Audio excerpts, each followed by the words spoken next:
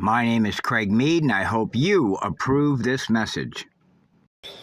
I start us with a question. Do we love our children? Sounds like an illegitimate question, right? Well, I'm going to try and convince you otherwise. Washington has become a cross between the land of the dead and the Golden Girls.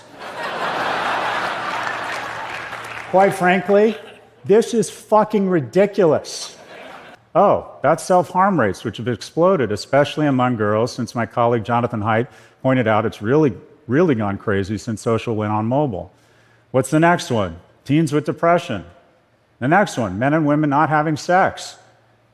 Biggest fear of my parents was that I was going to get in too much trouble. My biggest fear, honestly, is that my kids aren't going to get into enough trouble. By the way, my advice to every young person watching this program is go out, drink more, and make a series of bad decisions that might pay off. My advice is to learn how to pick your president in just 90 days with ranked choice voting. Next graph, cumulative gun deaths. You're more likely to be shot in the United States if you're a toddler or an infant than a cop.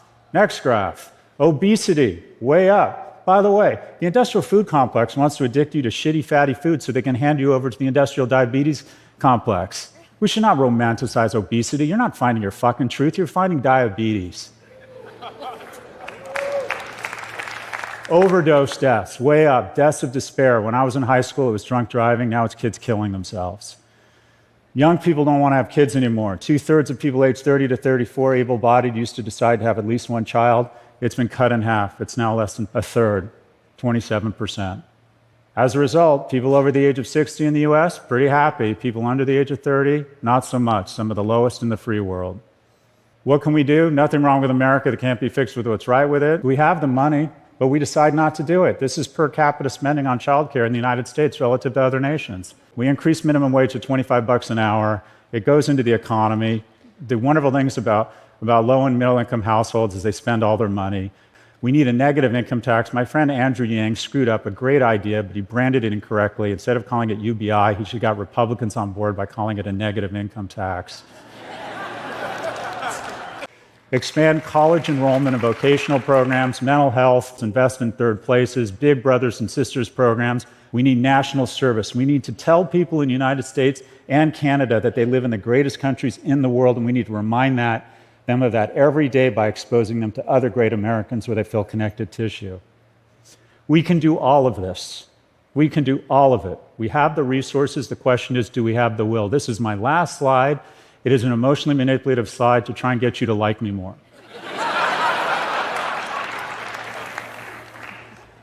If you acknowledge that our kids are the most important thing in our lives, that everything else we do here is meaningful, but our kids' well-being and prosperity is profound. If you acknowledge that they're doing more poorly than previous generations, if you believe there's a chance that the illusion of complexity has done nothing but provide cloud cover for the unbelievable transfer of goodwill, of well-being, and of prosperity from young to old, and if you believe we can actually fix these problems and we have the resources, then I present to you, I posit, I augur the question that I hope has more veracity than it did 17 minutes and 24 seconds ago. And that's the following question. Do we love our children?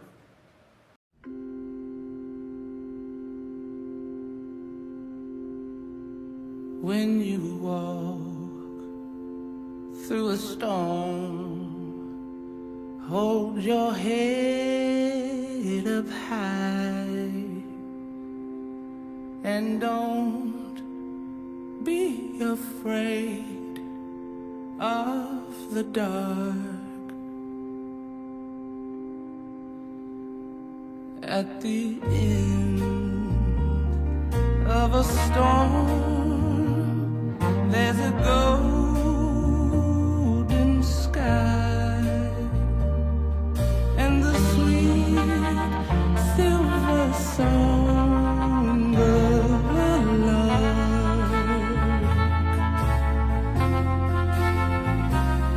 Walk home through the wind, walk on through the rain, though your dreams be tossed and blown.